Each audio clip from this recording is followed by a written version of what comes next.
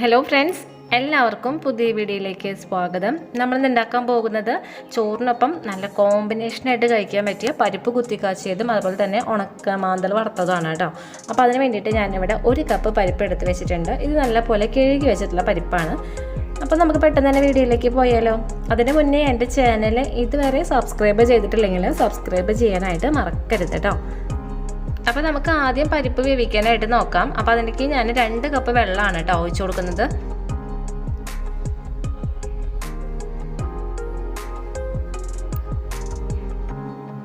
അപ്പോൾ ഇത് വെള്ളമെല്ലാം ഒഴിച്ചു കൊടുത്തിട്ടുണ്ട്. ഇനി നമുക്കിത് വേവിക്കാനായിട്ട് വെക്കാം.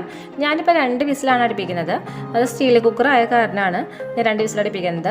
സാധാരണ നമ്മൾ ഉപയോഗിക്കുന്ന കുക്കറാണെങ്കിൽ ഒറ്റ വിസിലടിച്ചിട്ട് പ്രഷർ പോയതിനു ശേഷം തുറന്നു നോക്കിയാൽ മതി കേട്ടോ. സ്റ്റീൽ കുക്കറിൽ മറ്റേ കുക്കറിൽ നിൽക്കുന്ന പോലെ അത്ര അങ്ങോട്ട് ചൂട് നിൽക്കില്ല. അതുകൊണ്ടാണ് ഞാൻ 2 വിസിൽ അടുപ്പിക്കുന്നത്. അപ്പോൾ വെന്തതിന് ശേഷം കാണിച്ചു തരാം. അപ്പോൾ അത് ഈ പരിപ്പ് വരുന്ന നേരം കൊണ്ട് നമുക്ക് ഉണക്കമാന്തൽ നന്നാക്കുന്നത് എങ്ങനെയാണെന്ന് നോക്കാം. അപ്പം ഞാനിപ്പോൾ ഇത് ഇത്ര ഉണക്കമാന്തലാണ് എടുത്തിട്ടുള്ളത്. അപ്പോൾ ഞാൻ ഡീറ്റെയിൽ ആയിട്ട് ഇതിങ്ങനെ നന്നാക്കുന്നത് കാണിക്കുന്നത് തീരെ അറിയാത്തവർക്ക് വേണ്ടിയിട്ടാണ്. അപ്പോൾ എങ്ങനെയാണ് മീൻ നന്നാക്കണമെന്ന് നമുക്ക് നോക്കാം കേട്ടോ. അപ്പോൾ ഇതേപോലെ നമുക്ക് മീനിൻ്റെ തൊലി ഇങ്ങനെ കളയാനായിട്ട് നോക്കാം. അതുപോലെ തന്നെ ആ ഒരു കറുപ്പ് കളർ കാണുന്നില്ലേ, അതിൻ്റെ ആ ഒരു ഭാഗവും നമുക്ക് പൊട്ടിച്ച് മാറ്റാനായിട്ട് നോക്കാം കേട്ടോ. അങ്ങനെയാണ് നമ്മൾ ഈ ഉണക്കമാന്തൽ നന്നാക്കുക.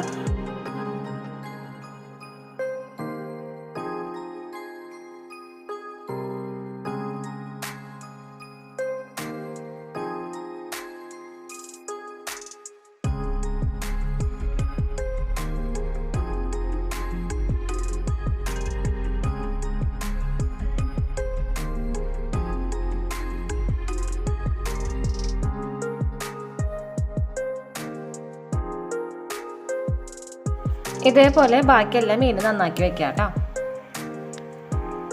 അപ്പോൾ ഇത് തൊലി കളഞ്ഞ് വെച്ചിട്ടുള്ള ഉണക്കമീൻ നല്ലപോലെ കഴുകി വെച്ചിട്ടുണ്ട്. ഇനി ഇതിലേക്ക് നമുക്ക് മുളക് പൊടി ചേർത്ത് കൊടുക്കാം. 1 ടേബിൾ സ്പൂൺ എരിവുള്ള മുളക് പൊടിയാണ് ഞാൻ ഇട്ട് കൊടുക്കുന്നത്. മുളക് പൊടി ഇട്ടതിന് ശേഷം ഇതിലൊക്കെ തേച്ച് പിടിപ്പിക്കാനായിട്ട് നോക്കാം. പിന്നെ ഇതിലേക്ക് ഉപ്പ് ഇടുന്നില്ല, കാരണം ചില മീനിൽ ഉപ്പുണ്ടല്ലോ, അതുകൊണ്ടാണ് ഇടാത്തത്.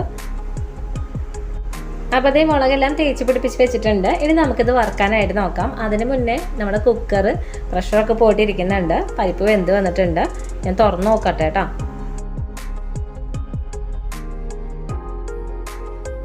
അപ്പോൾ ഇതേ പരിപ്പെല്ലാതും വെന്ത് വന്നിട്ടുണ്ട്. ഇനി നമുക്കിത് കാച്ചാനായിട്ട് നോക്കാം കേട്ടോ. അപ്പോൾ പരിപ്പ് കാച്ചാൻ വേണ്ടിയിട്ട് ഞാനൊരു ചീഞ്ചിട്ട് അടുപ്പത്ത് വെച്ചിട്ടുണ്ട്. അതിലേക്ക് ഇതേ കുറച്ച് വെളിച്ചെണ്ണ ഒഴിച്ച് കൊടുക്കുകയാണ് കേട്ടോ. ഒഴിച്ച് കൊടുത്തിട്ടുള്ള വെളിച്ചെണ്ണ ഒന്ന് ചൂടായി വരട്ടെ. ഇതിലേക്ക് 1 ഡിക്കല്ലിട്ടിട്ട് ചതച്ചെടുത്തിട്ടുള്ള വെളുത്തുള്ളി അതുപോലെ തന്നെ ചുവന്നുള്ളി ഇട്ട് കൊടുത്തിട്ടുണ്ട്. നല്ലപോലെ ചതച്ചെടുത്തിട്ടില്ല, ജസ്റ്റ് ഒന്ന് കുത്തി എടുത്തിട്ടുള്ളൂ. അതിലേക്ക് ഇത് കുറച്ച് കറിവേപ്പിലയും കൂടി ഇട്ട് കൊടുത്തിട്ടുണ്ട്. എന്നിട്ട് ഇത് ഇളക്കി കൊടുക്കാം. ഇട്ട് കൊടുത്തിട്ടുള്ള വെളുത്തുള്ളിയും കറിവേപ്പിലയും അതുപോലെ തന്നെ ആ ചുവന്നുള്ളിയും ഒക്കെ ഒന്ന് മൂത്ത് വരട്ടെ കേട്ടോ. അതുവരെ നമുക്ക് കണ്ടിന്യൂസ്ലി ഇത് ഇളക്കി കൊടുക്കാനായിട്ട് നോക്കാം. അപ്പോൾ ഇത് ഇട്ട് കൊടുത്തിട്ടുള്ള വെളുത്തുള്ളിയും ചുവന്നുള്ളിയും കറിവേപ്പിലൊക്കെ ഒന്ന് മൂത്ത് വന്നിട്ടുണ്ട്. ഇതിലേക്ക് ഞാൻ 1.5 ടേബിൾ സ്പൂണോളം കുത്തിപ്പൊടിച്ച് മുളക് പൊടി ഇട്ട് കൊടുക്കുകയാണ്. എന്നിട്ട് ഇത് ഇളക്കി കൊടുക്കാം. ഇട്ട് കൊടുത്തിട്ടുള്ള ഈ മുളക് പൊടി ഒന്ന് മൂത്ത് വരണം. അതുവരെ നമുക്ക് ഇത് ഇളക്കി കൊടുക്കാം കേട്ടോ. അത് മൂത്തില്ലെങ്കിലേ കറക്റ്റ് ആ മുളകിൻ്റെ കുത്ത് വരും. അപ്പോൾ അതിലാണ്ടിരിക്കാൻ വേണ്ടിയിട്ടാണ് മൂത്ത് വരണമെന്ന് പറയുന്നത്. അപ്പോൾ അത് ഇട്ട് കൊടുത്തിട്ടുള്ള മുളക് പൊടിയൊക്കെ മൂത്ത് വന്നിട്ടുണ്ട്. മൂത്ത് വന്നെന്ന് പറയാന്ന് വെച്ചാൽ നല്ലൊരു സ്മെല്ല് വരും. അപ്പോൾ ആ ടൈമിൽ മനസ്സിലാക്കാം നമ്മുടെ മുളക് പൊടി മൂത്ത് വന്നിട്ടുണ്ടെന്ന്. ഇനി ഇതിലേക്ക് ഞാൻ കുറച്ച് പുളി പിഴിഞ്ഞ് വെച്ചിട്ടുള്ള വെള്ളം ഒഴിച്ച് കൊടുക്കുകയാണ്. ഏകദേശം ഒരു നെല്ലിക്ക വലിപ്പത്തിലുള്ള കോൽപ്പുളി കുറച്ച് 1/2 കപ്പ് വെള്ളത്തിൽ പിഴിഞ്ഞ് വെച്ചിട്ടുണ്ടായിരുന്നു. അതാണ് ഞാൻ ഒഴിച്ച് കൊടുത്തിട്ടുള്ളത്. അപ്പോൾ ഈ പുളി പിഴിഞ്ഞ വെള്ളം ഒഴിച്ച് കൊടുത്തു കഴിഞ്ഞാൽ ഇതൊന്ന് തിളച്ച് വരണം. ഇല്ലെങ്കിൽ അതിൻ്റെ ഒരു പുളിയുടെ ഒരു റോസ്മെല്ല് കയറി വരും. അപ്പോൾ അതില്ലാണ്ടിരിക്കാൻ വേണ്ടിയിട്ടാണ് തിളയ്ക്കാൻ പറയുന്നത്.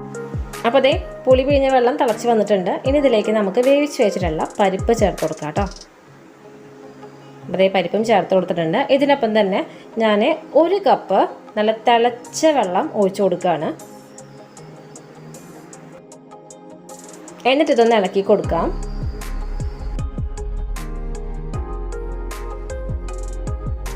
ഇനി ഈ ടൈമിൽ നമുക്ക് ഇതിലേക്ക് ആവശ്യത്തിനുള്ള ഉപ്പ് ചേർത്ത് കൊടുക്കാനായിട്ട് നോക്കാം. ഉപ്പിട്ടതിന് ശേഷം വീണ്ടും ഇതൊന്ന് ഇളക്കി കൊടുക്കുക.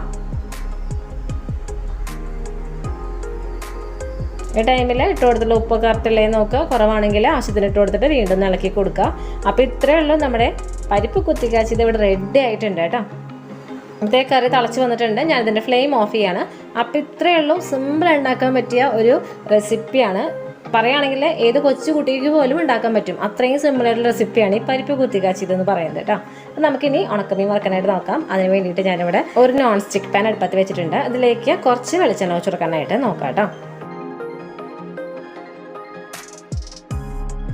അപ്പോൾ അത് ഒഴിച്ച് കൊടുത്തിട്ടുള്ള വെളിച്ചെണ്ണ ചൂടായി വന്നിട്ടുണ്ട്. ഇതിലേക്ക് നമുക്ക് മുളക് പറ്റി വെച്ചിട്ടുള്ള മാന്തൽ ഇട്ട് കൊടുക്കാം കേട്ടോ.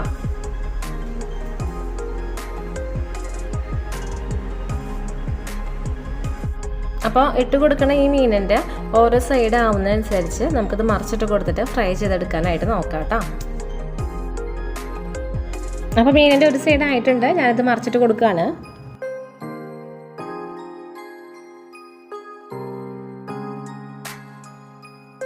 അപ്പോൾ ഇത് ഈ മീൻ മറിച്ചിട്ട് കൊടുത്തിട്ടുണ്ട്. ഇനി ഇതിൻ്റെ ഈ സൈഡ് ആയി കഴിഞ്ഞാൽ നമുക്കിത് വെളിച്ചെണ്ണയിൽ നിന്ന് കോരിയെടുക്കാനായിട്ട് നോക്കാം കേട്ടോ. അപ്പോൾ ഇതേ മീൻ ഇവിടെ ആയിട്ടുണ്ട്, ഞാനിതൊരു പ്ലേറ്റിലേക്ക് പകർത്തിയെടുക്കുകയാണ്. ഇതേപോലെ നമുക്ക് ബാക്കിയുള്ള മീനും കൂടിയും ഫ്രൈ ചെയ്തെടുക്കാനായിട്ട് നോക്കാം കേട്ടോ.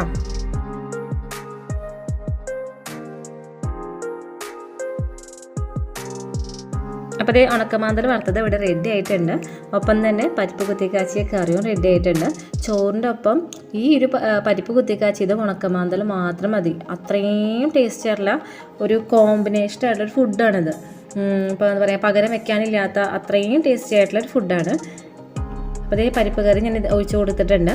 പരിപ്പ് കറി വെച്ചാൽ തീരെ ലൂസും അല്ല, എന്നാൽ നല്ല കട്ടിയുമല്ല കേട്ടോ. അപ്പോൾ എന്നാൽ കട്ടിയുണ്ട്, ആ ഒരു ഇതിലാണ് എടുത്തിട്ടുള്ളത്. അപ്പോൾ അങ്ങനെ കിട്ടണമെങ്കിൽ ഞാനിപ്പോൾ എടുത്തിട്ടില്ലേ, 1 കപ്പ് പരിപ്പിലേക്ക് 2 കപ്പ് വെള്ളം, അങ്ങനെയാണ് ഞാൻ എടുത്തിട്ടുള്ളത്. പിന്നെ എക്സ്ട്രാ വെള്ളം ഒഴിച്ച് കൊടുത്തുള്ളതൊക്കെ ഞാൻ പറഞ്ഞിട്ടില്ലേ, അതേപോലെ എടുത്തു കഴിഞ്ഞാൽ ഈ ഒരു കൺസിസ്റ്റൻസിയിൽ നമുക്ക് പരിപ്പ് കറി കിട്ടും കേട്ടോ. അപ്പോൾ അത് നിങ്ങൾക്ക് വേണ്ടിയിട്ട് ഞാൻ ഒന്ന് ടേസ്റ്റ് ചെയ്ത് നോക്കുകയാണ്. നല്ല ചൂടുണ്ട് കേട്ടോ, പരിപ്പ് കറി നല്ല ചൂട് പരിപ്പ് കറിയാണേ. പിന്നെ മീനാണെങ്കിലും ചൂടുണ്ടല്ലോ, വറുത്ത് വെച്ചിട്ടില്ലല്ലോ.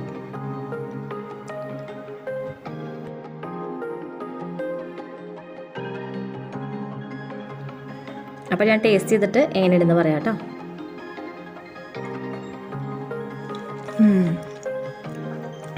അടിപൊളി ടേസ്റ്റുണ്ട്.